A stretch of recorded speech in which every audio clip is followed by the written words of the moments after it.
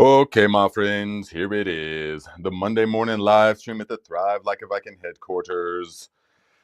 Beautiful sunny day today, and we have got Joe backstage right now. And sorry we're a little bit late, but we had to go through some technical difficulties. This is Joe's first time doing something like this. And we had some feedback, and then we had some issues with the connectivity. He's down sort of in the mountains in Tennessee and stuff. And so we had to do some maneuvering. Okay, so you're gonna have to bear with us. But let's see who is here, guys. I want to see who is here. Let me know where you're viewing from. Let me know if you have any questions for Joe. If you watch the Saturday live stream, I already sort of introduced him a bit. Let's see who's here. Ms. T from Texas. Good morning, my friend. Yes. Om Shanti. Shanti Om. Lucia Bora from the Netherlands says, hello, Nate. Welcome, Joe. Lots of love to the tribe and everyone. Today, a special day with Joe because my daughter and I had a close friend that ended their life. The daughter's friend, Yvette, 21 years old. Oh, goodness, 21 years old. Sorry to hear that, my friend. Ricardo Jesus says, hello from Madeira Islands, Portugal. Hello, my friend. That's the first time I've seen this name here. Good to see you. Teat Streets, thanks for stopping by from San Francisco. Pam, I still can't. Pam from South Africa. Okay, my friend from South Africa. Hello. Jerry Bates, good to see you here, my friend. Says, listening from the painting studio. Man, how is that painting going? Is it still happening? That amazing thing you sent me the picture of? Spawn Viking Grow, good morning, my friend. Brian Airy, yes. Good to see you. Hope all is well with everyone. Pam says, hello, all you lovely people. Special hello to you, Joe and Nate.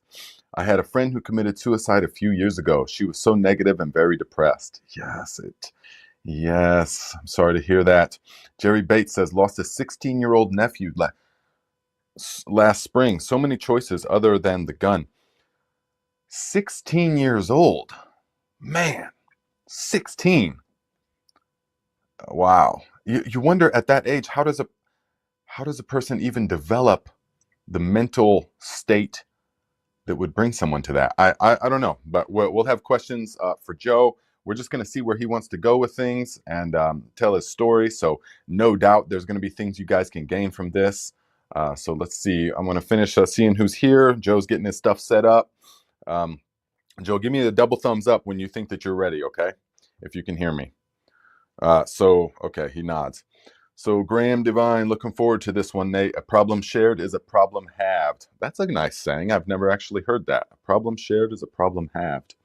Jody K, good morning, my friend. The Checkaw Carver. Choctaw. Hello, Nate. I think that is, I think it's Creative Soil, right? Hello, Nate and Tribe. Good morning from beautiful Oklahoma. Carol Fago, yes. Sam Potzik, good to see you, my friend. Says, best part of the week right here. Yes, thank you very much. Me too. Getting to see all you guys. Getting to talk to everybody. Matthias from the Netherlands. Hello. Yes. Let us see. Val from Arizona. Good morning, my friend. And Andre Puskas from Serbia. Hello, my friend.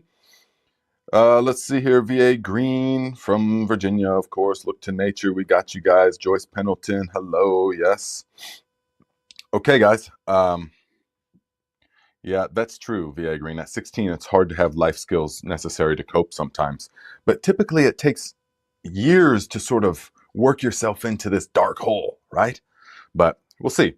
Okay, guys, we are going to bypass the meditation today because Joe is waiting on us, and he is graciously giving us some of his time to share his story with us. And so let us welcome Joe. What's going on, Joe? Hey, buddy, can you hear me all right? Yes. Perfect. Yes. I know this angle is a little strange. I'm in my truck because we couldn't find a good spot in the house. When you live out in the country, you get spotty service, you know? Yeah. The audio is a little bit tinny, but I don't think there's anything you can do about it. Is there? I mean, are you on the... going through my headphones, in fact, barely through my phone, so... Okay. Yeah, it might just go through your phone. I'm not really sure. But yeah, guys, when you live out... Cool. when you live way out in the mountains, you have to just kind of make do with what you got, you know. Let's see here. Man, I don't live in. All right, Joe. Okay. We've been talking about doing this for a long time. Yeah, Joe. Unfortunately, man, it's happening again. It's real choppy again. Real choppy. Hang on with us, guys. Let me So, move again, I guess, huh? well, yeah, wherever you can you go by the front porch?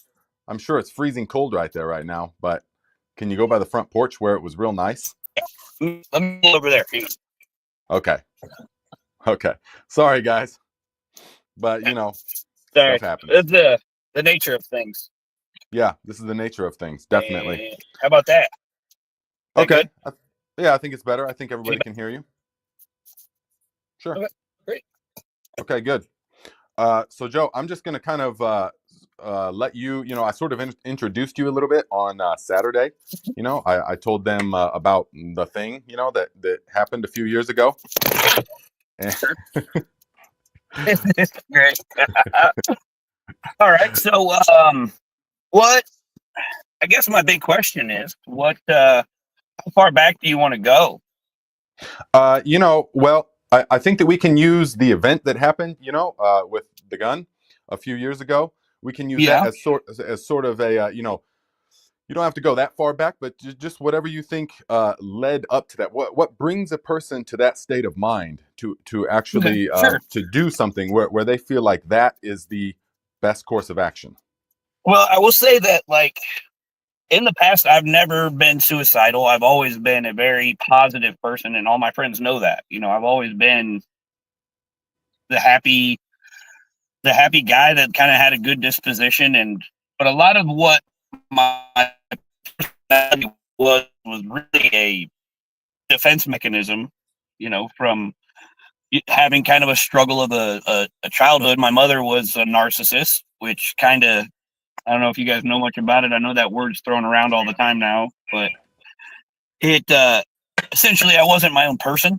I was an extension of her, and her personality would change depending on what day it was, which made me very hyper vigilant and made me be able to read people pretty well because I kind of could tell who, I was always in fear in a sense.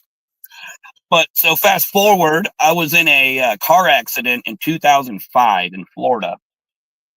And at that time in Florida, they were like, hey, you guys have all the pills. Oh, you got a boo-boo? Here's a bunch of Oxycontin. And I'm going to probably jump back and forth in this story, but, growing up in high school, I was the popular guy. I had all the friends. I had a lot going for me. I was super driven, overachieving in everything that I tried to do. And That's right. I really loved life. I loved life, but in the back of my head, I was always afraid. I always had this insecurity that I didn't even realize existed, I think, where I loved myself, but I also wasn't sure who I was. And I was kind of mistrusting of everyone. I thought everybody was just being nice. I also didn't think I deserved it in a weird way. Every success that I've had this fear of two things. One, that it's just going to get taken away from me because that was the pattern that I lived with when I was a child with my mother. And two, that it just is like somebody else did it. Like I didn't deserve it. This imposter syndrome, I guess. Like is this really mine? If that makes any sense. Like this goal that I've set, and then I hit that goal, and then all of a sudden, well, I think the goals are twofold. Goals are like striving for a goal is awesome. All that dopamine gets going, and then you get to the goal, and you're like, that's it. And I know that's all over. Okay, so back to the car accident. I was given all these pills, and I developed a opiate addiction. I guess clearly through that. Excuse me. And I met a girl at a chiropractor office because I was going to the chiropractor all the time, and we started dating. And I said, I really like you. We should date. And she said, I don't date pillheads. And at the time, I didn't realize that that's what I was. I was just going to the doctor and taking what they were giving me. I was like 19, and I guess I would have been like 20 at that time. I just didn't know, right? And so I locked myself in my apartment and quit and long story longer, me and that girl get serious. Personally, I'm codependent.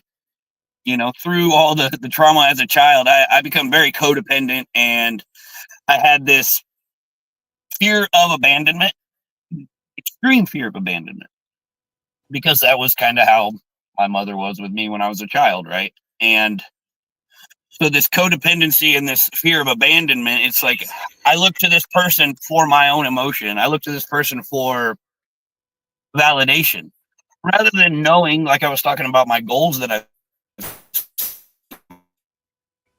and my hard work and my fears and all of that.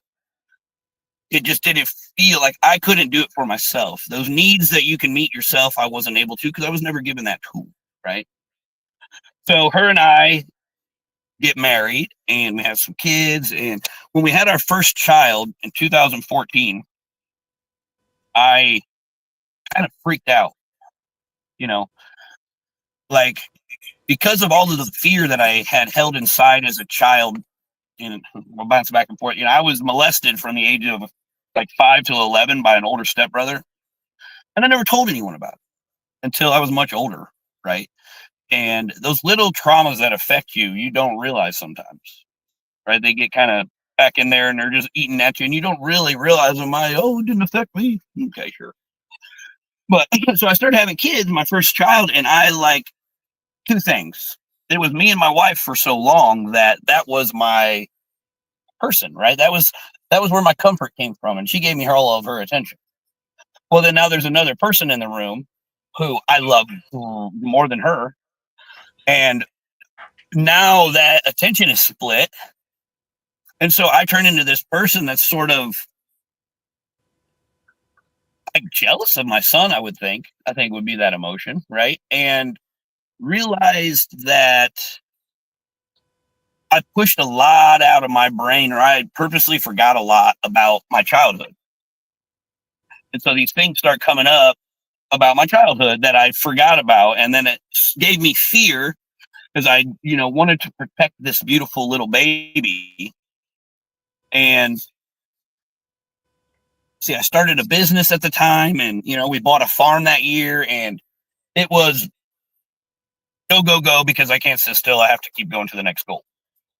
And I developed a little bit of a pill problem at the time. And secretly, I was a very closeted drug addict, not something I really told anyone about. And it didn't really. Did your wife know this at the time? No, like no one did. Right, I yeah. had this thing, like I said, super closeted. I was Right, really I good at get it. hiding it. Oh yeah, that's And part of the game. right. And I used it as motivation. And I don't, everybody's got their reason. I got their Here's justification. the thing I think people don't really understand is like the drugs or the alcohol or whatever. That's not the problem. That's the solution, right? That's my way of handling these other issues that I'm unable to deal with or want to deal with by just pushing them down with some drugs. And, with opiates, I got energy. It gave me motivation. It gave me energy. I was more inspired to take pictures and write and paint and do all these things. It works until it doesn't. Mm-hmm. It goes up until Oh it yeah. goes down, right? And so Yep. I told her I got a problem and I need to go to rehab, but I didn't tell her I had a pill problem. I didn't tell her I was back on opiates. I told her I was on something else. A lie, of course. So while I'm in rehab, I, kind of had to tell her I was there for opiates as well. And it crushed her. That was a betrayal that I didn't see as a betrayal. I didn't realize that, you know. Yeah. She said, you lied to me in such a way. We're supposed to be a partner. And, it's taken me a long time to really see her perspective on it. 10 years ago. No, damn, this was 2019 that I finally went to rehab. Okay. And she told me when I got out of rehab that if you relapse, then I will take the kids, the farm, and I will leave you and you will be out on the streets. And in my head, I think she could really do that. even though I'm successful and I have a great job and you know what I mean. But the power that I gave another person to control my thoughts and feelings, like she didn't want that. She didn't want to have that control or feel. And because of that, this is another thing about that. Because of that, I essentially tried to manipulate a world that I hid a lot of myself from her. Because if you really know me, you're not going to love me, right? And if there's little things that I am afraid to tell you, because if I do, then you'll hurt me. If I let my walls down, then that'll make me too vulnerable and you'll break my heart, right? And so as time went on, I found myself literally cultivating a reality to keep her happy so that I could be happy. And it's silly. And I'm glad that I realized it today. But so that's 2019, a year and a half. Sorry, it's more than a year and a half. Fast forward to May of 22. So a year and a half plus a little bit, I stayed clean. I sold my company or closed my company and started another job as a project manager rather than an owner. I had different kinds of anxieties and things that I didn't really want to talk about, or because I needed to prove that I was a real strong, happy-go-lucky man, And for me, I'm smarter than the average person, I think, in a lot of ways. I have common sense and I'm very curious-minded. So, long story short, I did a little bit one day. Found a guy. This is how it happened. I was driving. I gave a bum $1 at a red light. I said, "Hey, man, what you doing with this money?" He said, and I said, "If I get you some, will you get me some?" And that's how it started. Yeah, I know. And I cannot explain the thought process or the drive for that. Like, it still doesn't make any sense to me. It's like a body without a head, like you aren't the one making the decision, essentially, because I knew I'm going to lose my farm. I'm going to lose my wife. I'm going to lose my kids. But that right, and all of that you had like to lose. Well, even in the face of all of that, it doesn't matter. The gremlin that lives inside of our thinking, that drives the death drive to that, is overwhelmingly strong. Your wife, kids, farm, all that. Gamble it all. You don't even think about it. It just happens. I've been there, in a way. It makes absolutely no sense. And this is what I try to explain to people. Do you think people want to live under a bridge? Right. They didn't choose that. You're right. Do you think it's like, I know that being an alcoholic eventually will lead me to under the bridge or meth or whatever it is. Mm-hmm. Eventually, right. It just kind of I will be there. It's there or death, or prison, of course. It's those three things are at the end of that road. I take that gamble. It's the odds are very, very strongly against you. Yeah. So okay, so you've got this image. You've got this image that you're cultivating to your wife and to your workers and all that. Still, okay. So you've got this image. Okay, you sound pretty good though. Can you hear me? Yeah, you sound better. Oh, there we go. Yeah, there you are. Okay. All right. Awesome. Okay, good. Okay, so you've got this image that you're cultivating to your wife and everybody. Yeah, I'm good. I'm great. So I give the bum $1, I get it, and then I'm like, "Oh, this feels really good." A week goes by. I kind of got. Let me try it again. One is heroin. Oh yeah. And I wasn't injecting it. Not that it matters. It was going into my body. Right. I never used the needles, but I don't see that it's different, right? It's just a way of taking it. But I never did that. I never injected. Yeah, that, right. Right. So I never put a penis in my mouth for it, so So see, I didn't have a problem. Yeah, not a problem until it gets to that level. Yeah, yeah. Everybody's got a spot, justifications, the insane justifications. Oh yeah. Well, and another thing is what does happen is you go, "I will never do this," right? Right. But then you do it. Yeah, that's the line. That's the line. Yeah. My morals won't let me go to here. Well, Actually, I think most people will eventually, if it, you know, the desperation that comes with that feeling, because it's a life or death action. You get deep enough into it where you're, you know, really held on to by it, right? Right. So, excuse me, I back to the bum a dollar thing, and let's go about a month later, so May, June. I'm doing it every weekend or more.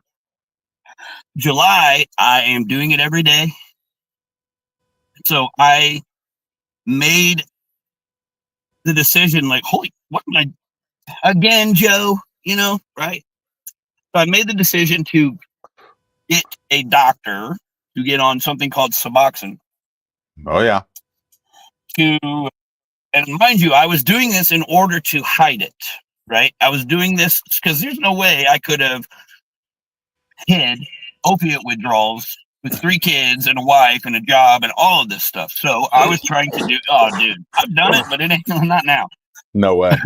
No, and so I made the appointment for August 24th. Okay. So, which is like a few weeks later. The rule is you need to have 2 days of your system, and so that's just the way that drug works.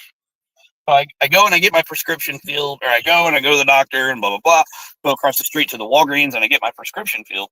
Here's some crazy things. So my wife was on call. She's a nurse. She was on call. My son was at home.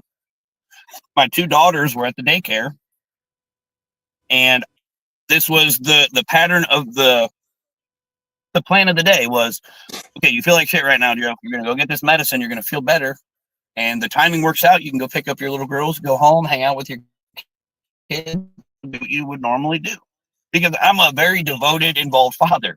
You know, I just happen to have a drug addiction in my head at this time, right? So I get the prescription, I take it, and it puts me into something called precipitated withdrawals, which is like, you know, withdrawing from opiates. Light, that's light right there.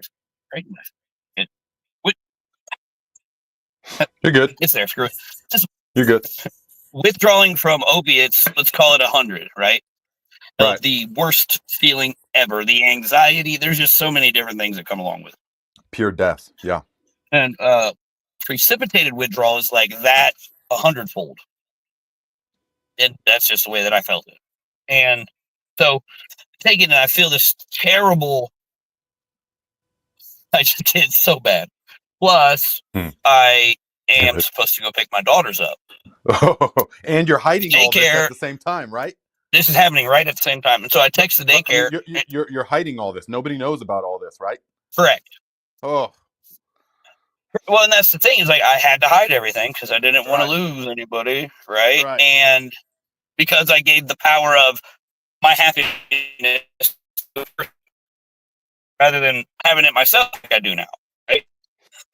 All right, so long story longer, the daycare says, oh, your girls are sleeping, you can come and get them later. And as soon as I heard that, it clicked in my head. You need to kill yourself. And it was just like that. I go, well, I guess this is what you got to do. Because this is the way I saw it at that time. And I know it's crazy. I heard, okay, well, if I don't, she's going to know, right? Going to be disappointed. She's going to take my kids to my farm, divorce me, leave me. I'm going to be on the streets, whatever. And I'm a piece of shit. I'm an anchor. I'm bringing everybody down. I have no value. I'm a, you know, and all of these really negative things that are not true for going through my head, you know? And it's real strange. Like I said, I've never been suicidal. Never. It's like, but needless to say, it takes 20 minutes to get from the Walgreens to my house. This is how bad the thinking of the disease of addiction and that all that feeling that comes along with it. I pull in my driveway, and my wife had just left to go to work because my son was at home. I get a little shit there. And so I walk past him. I say, hey, bud, I love you. I walk past him, and I go to the safe. I pulled out the 40 caliber Smith & Wesson, and I cracked it, and a round came out, so it was full, ready to go. And it lightened up. And put it in my Hold on a second. Hold on a second. Let it catch up. Let it catch up. You're frozen real bad. It just totally frozen here. I can't see or hear you. on my now. I can't. Okay, I'm Move a not little. sure what it's. Okay, I think it's better. Good. Okay, Good. I think we're good now. Okay, so the last thing that I heard was that you went to the safe, pulled out the 40, and it's loaded. Okay. All right. Yeah, So you. I put it under my shirt. Hold on. Hold on. Don't say nothing yet. It's unfortunately breaking up real bad. Right at All right, look, I'm important walking part. now. Any Yeah. better? Okay, We're yeah. good? Hold it the other way. All right, so it's in my Okay. shirt, under my shirt, and I walk out and I tell my son, I said, buddy, I love you. You're a good boy. Don't you know that? And I'm going to go pick your sisters up. I'll be right back. And I get in my truck and I drive down the road to the end of my farm and I pull over. And I sent my wife a text message that basically said, you'll do better without me. My kids won't miss me. I'm a piece of shit. And a lot of the other lies that I had been telling her, because it didn't matter anymore.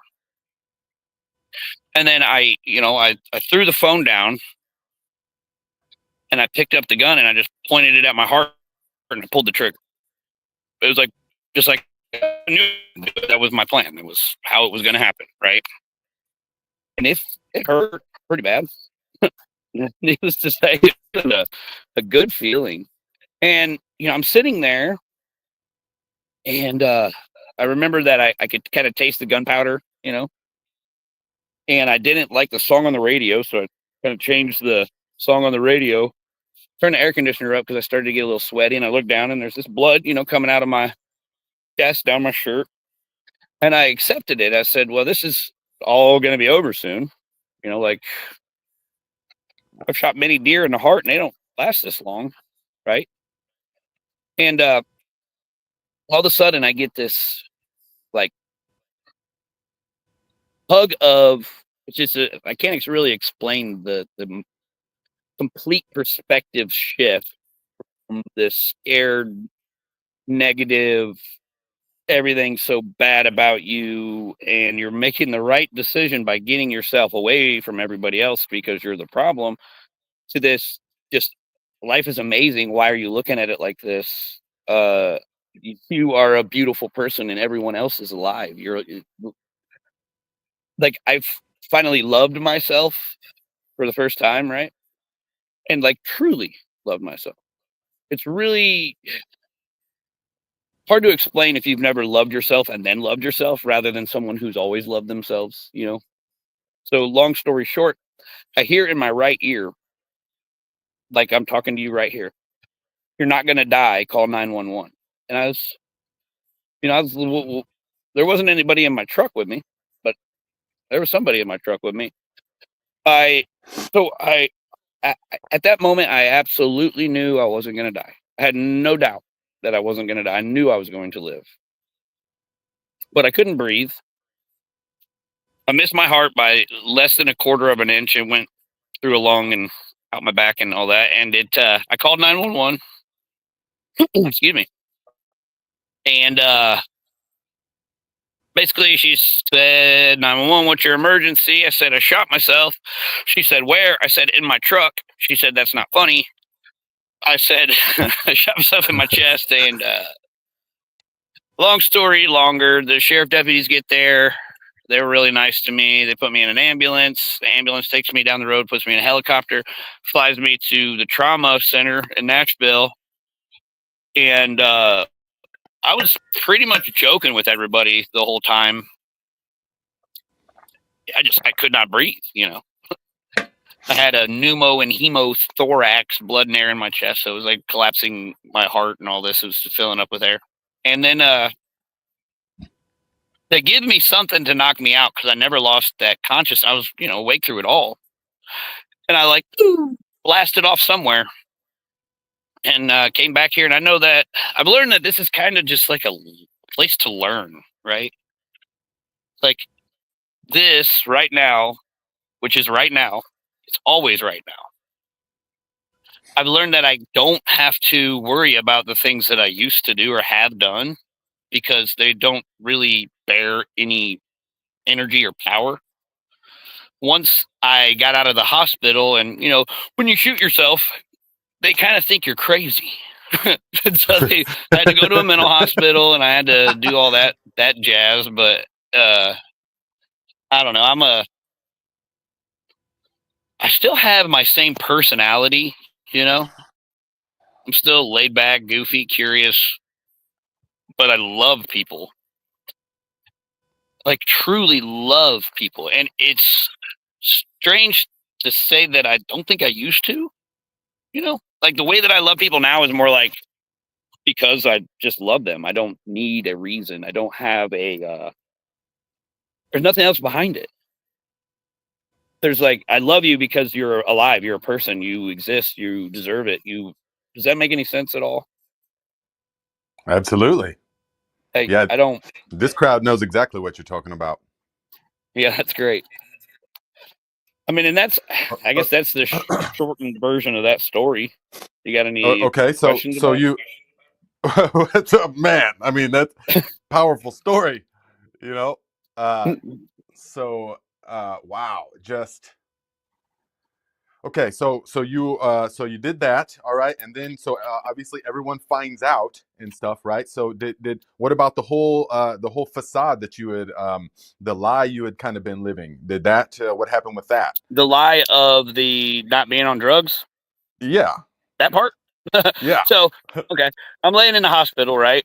And first, all of my friends are like, "We got to find the guy that shot Joe because there's no effing way he did it. Absolutely not. right, What do you mean he was on drugs? right. All of Joe's that." And sober. so Yeah. I didn't realize that people actually loved me. Like that. That in itself was pretty mind blowing to me because I really truly didn't think I deserved it. Truly didn't think people actually liked me. I didn't think people really liked Joe's fun personality. Like I just didn't. I didn't. It hard to explain when you don't think people actually like you or love you. Then all of the sudden, all of these people come around and are there for you and give you all of these affirmations of how awesome you are and how we love you because of this, this, and this, and this. It's like it didn't register until a month or two after I had done this, right? Mm. And I don't know, that was the biggest part of it. It's like, oh, I guess I'm okay. People do love me, but Hmm. now I don't get my feel goods from other people. I get it from myself. And that was the other thing. It's like I always had to have validation from others because I could not give it to myself. I was very much unable, didn't understand how to, you know, didn't it wasn't taught that. Any of that shit. When you have a narcissist for a mother, it is very and I didn't know I had a bad childhood until I was much older. Hmm. I didn't know all these things were negatively affecting my state of mind until I was much older and started having kids and started talking about it more. And you know what I mean? Yeah, yeah. Okay, so let's use that as a starting point then. So, and people that know my story as well, I sort of went through a death of the incarnation that I was. We can say it that way. You go through a death of the whole persona, the whole energy, and what you think you were, and then there can be a rebirth into a new Mm-hmm. sort of incarnation. Yes. And so let us use that boom, that incident. Okay, so how has life changed? What how has life changed? What has this what is this new incarnation like? Well, I will say there's, let me see if I can set this phone down where I don't have to hold it. Okay. You're looking and sounding fine Are you right able to hear now. me still? Yes. Perfect. All right. So, well, oddly enough, it didn't change. It didn't change the illusion I was trying to still hold on to. Maybe get a bit closer to it. Better? Yeah, better. I feel like this. Yeah. Let me go over here. Yeah. You hear me all right? Yep, we're hearing you So good. it did not change the. Nope. I'm trying to change the. Never mind. All right, screw it. It didn't change me still trying because I had done it for so long with my wife. Mm-hmm. I wasn't able to fully let my walls down with her. Mm. Like I wasn't, you know. And we recently got a divorce because I was I was just that. That was the one person that for some reason that fear still existed, that abandonment, that I can't live without you thing still existed, that I was not able to be myself or be real with.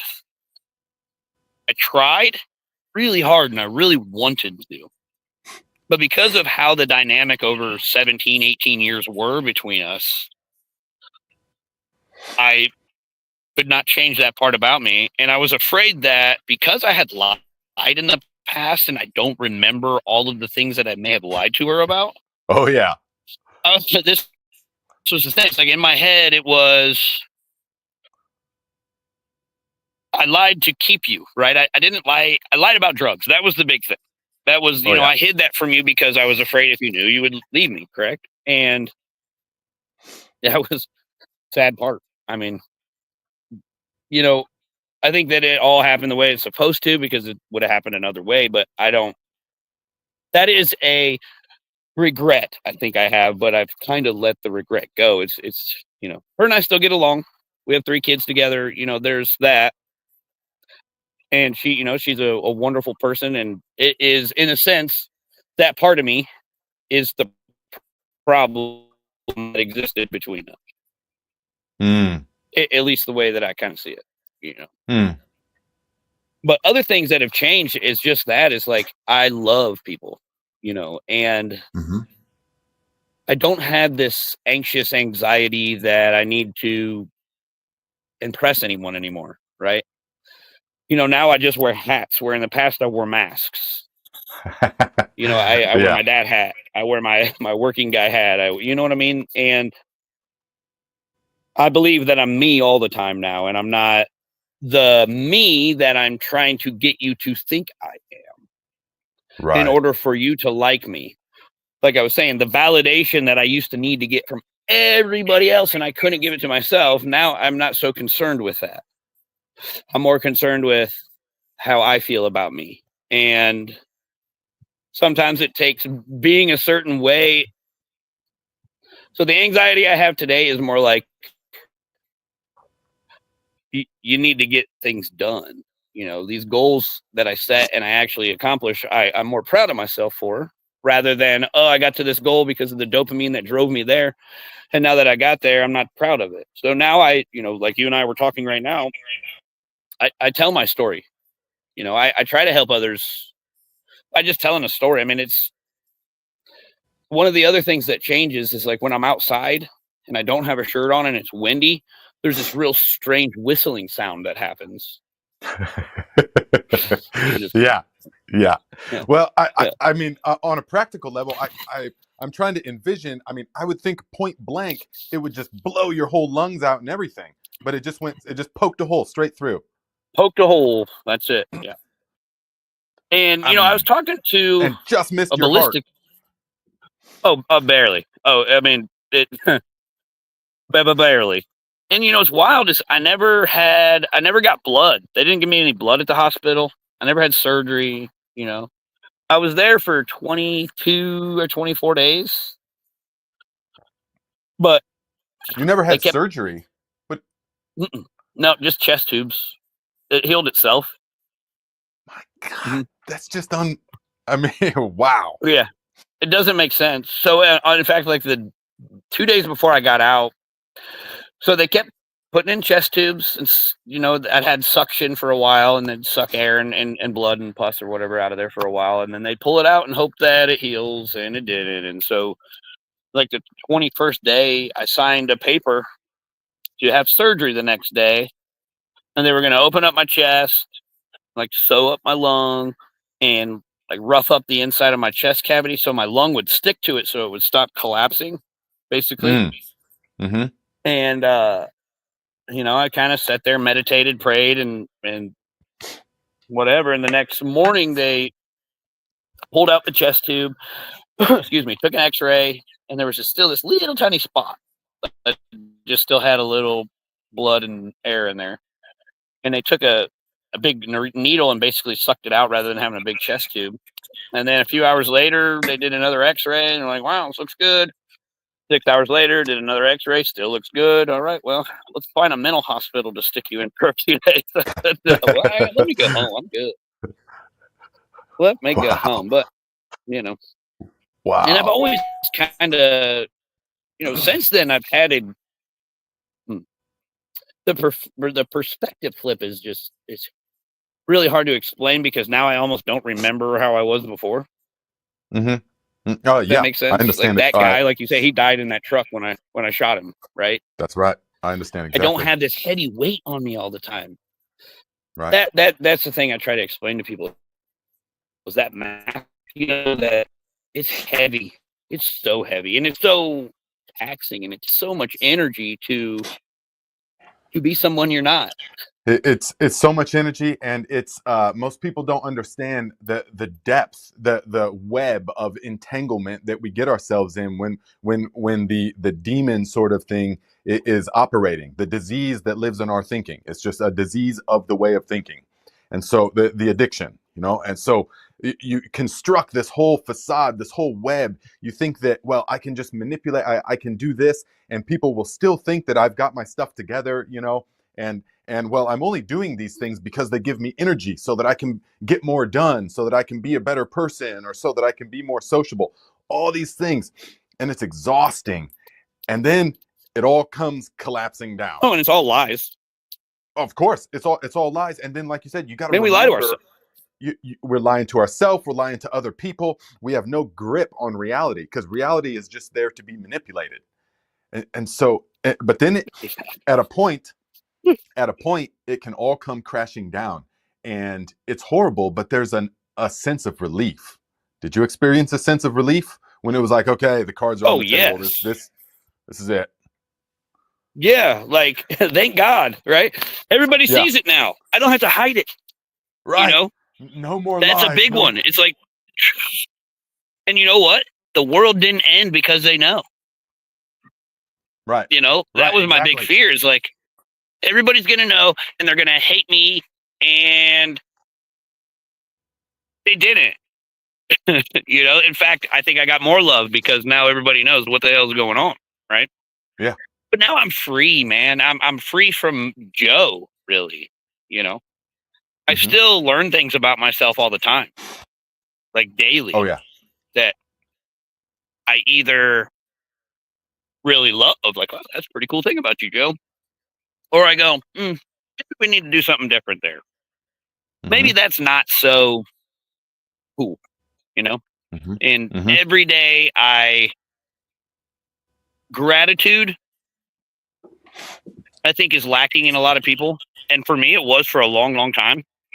Now, I mean, now I'm grateful for the air I breathe and I'm grateful for the grass that I get to step on. I think I'm grateful for the hill that I walk up because the hill keeps going up and my feet are just part of it and I get to the top of the hill. There's just so many things that I don't hate. I don't, somebody the other day, because here in Tennessee, we got some snow the other day. And, I'm from Fort Wayne, Indiana. We used to get the little snow, Yeah. We used but I to. say, I embrace the suck now. Now it's like, cool, this is what we're doing. Let's enjoy it. There isn't a reason to be upset about it. You can't control it. Like, What can I control, Nate? Nothing except for my attitude, essentially. That's it. Right. That's the only control I have. And sometimes not even that. Exactly. And Exactly. Yeah. Yeah. And what is the serenity prayer again? Says, Do you God, remember? grant me the serenity to accept the things I Things cannot I cannot change, the change, courage to the change the courage to things that change the I things I can, and the can, wisdom the to wisdom know to the know the difference. difference. Yes. And that's it. The difference is I can't change anything except for my attitude or how it is that I react to things, right?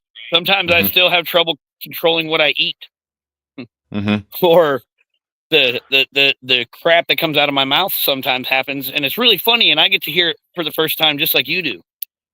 And Yeah. sometimes it comes off a little bit shady or an asshole, and I don't mean to be at all. Like, I'm not a negative person, but I still do have human things that happen, you know? Mm-hmm. Mm-hmm. Yeah. Yeah. Wow. Okay, we got a few minutes left, so we got like 10, 15 minutes. If what does the future look like for you? I mean, what is your vision for the future? Where's Joe Okay, going? so, the divorce is the thing that happened. And so with that, it cost me, I got my farm. I kept my farm in it, right? And so That's nice. the things that I enjoyed about that with raising my babies on this farm is still going to happen. But I get to grow what I want because that garden matters. And the groundingness that I get from being barefoot outside in my garden, the connection that I have to the earth and to whatever that is, right? Yeah. It's awesome for me. So, this conversation you and I are having, I get to have with other people. I'm grateful to be able to give this away. Does that make any sense? Oh Like yeah. I I'm kind of selfish in the sense that I get a lot out of just talking to other people, right? And I'm I'm going to keep doing that, right? I'm going to stay clean and sober. I have no choice but to connect and stay connected to the people that are just like me in that way, right? Hmm. My being clean is just a part of who I am. It's not who I am, right? I Right. like going. There's something that I do called HNI, which is like hospitals and institutions. It's where Hmm. I go back to places where people are in treatment or in a mental hospital or whatever it is, and I talk to them about basically being clean, staying clean. There's a place that I went called Cumberland Heights that I went for treatment, for rehab, right? And I go back there very often and talk to people and tell my story, and it hopefully helps people. In the end, It that's definitely does. It definitely does. I don't know. Yeah. Yeah. Yeah. It definitely does. Does anyone else have any questions or Yeah. things All they're right. Does curious anyone to have do? any questions? Does anyone have any questions for Joe? We got a little bit of time left, so you guys heard the story. I mean, I'm just kind of speechless. I was just listening, and I'm so thankful for you sharing. I mean, to be able to, Yeah, man, I'm you glad I know, was able to. yeah, definitely. We've been I talking appreciate about you this for a having me on while. here and letting me share, man. Absolutely, yeah, and I'm sure that we will do it again sometime in the future. So the okay, VA Green says, Nate, ask Joe what it was that let him find his self-worth. What is what? It says, I put it on the screen. It says, Nate, ask Joe what it was that let him find his self-worth. Where would you say that, what helped you find that worth? Oh, I don't know. I think that I say it's two sided. One is I don't need that validation from other people anymore, right? But that validation is what helped me realize that I am important. That the value that I bring to the others around me is very important to me now, right? And now that I was hiding from myself. I was lying to myself for so long that once I was able to pull back the curtain and see who was behind it, I realized that I do have this worth and I am this light that shines that other people can read from. with this light that I have, and I'm able to shine it in a way where other people can see that worth is there for me now. Does that make sense? Mm-hmm. But Mm-hmm. I hate that my camera's wobbly every time I talk because I talk with my hands. But It's all right. I It's all right. hope that We answered can the hear you. question. Yeah, we can hear you. Good. Yeah, guys, let's get a couple more questions for Joe, okay? What do you have in mind? What are you thinking? So let's see. Well, there are a lot of comments. I can't go back and read them all at the moment. But just Pam says, thank you, Joe, for sharing your story. Sweeping Page says, thanks, Joe. Your story moved me. Freebird, good to see you again. It's been a while. We were just talking about you. Says, yes, I'm also thankful. So thankful for being here today and hearing Joe's story. Thank you, Joe. Yes. And Brian says, Joe, did you have lasting effects physically from the gunshot? No. That's Well, crazy.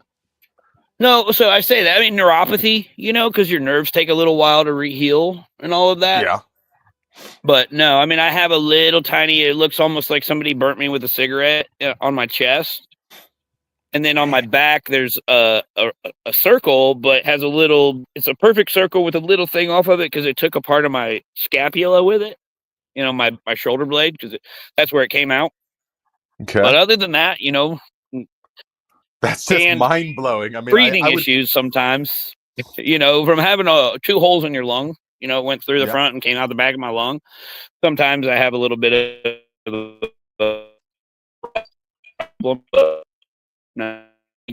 there again, man, it's amazing. Okay, so let me tell you another something.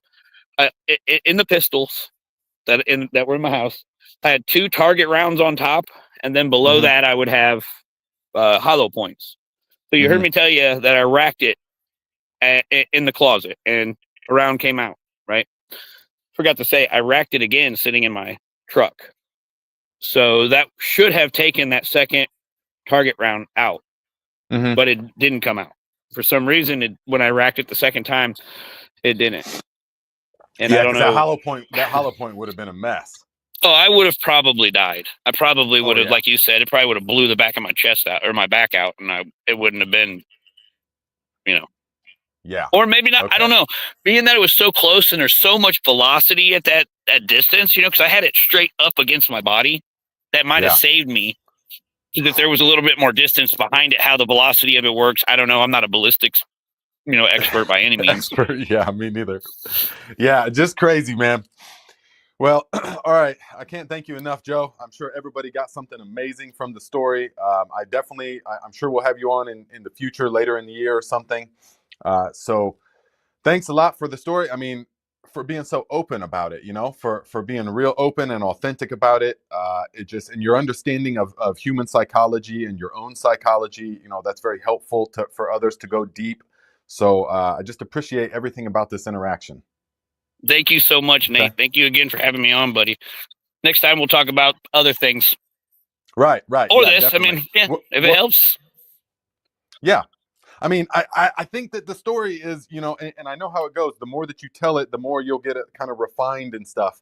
But the story is a powerful one. And the way you tell it is really relatable to a lot of things, especially people who would be going through. Because I know there's no telling what's going to speak to someone at that time in their life, That's right. And if even just that one person gets that click, everything's worth it. Yes, I agree. I think I'm not dead because of that. I've always been able to talk to groups of people. I've always had the ability to hold a conversation with just about anyone. And I don't think that me missing my heart by that teeny tiny bit is my doing, if that makes sense. Of course. Yes. Yeah. I think everyone in the comments is agreeing. Definitely. As well. Everyone says, thanks, Joe. Your story is very, God has a plan. Very motivating. Stay strong. Yes. Very motivating. Great testimonial today. I'm sure everybody can relate at some point. So, all right, Joe. That's awesome. Thanks a lot, brother. We'll see you next time. Hey, man, I love you, dude. I'll talk to you soon. I love you too, brother.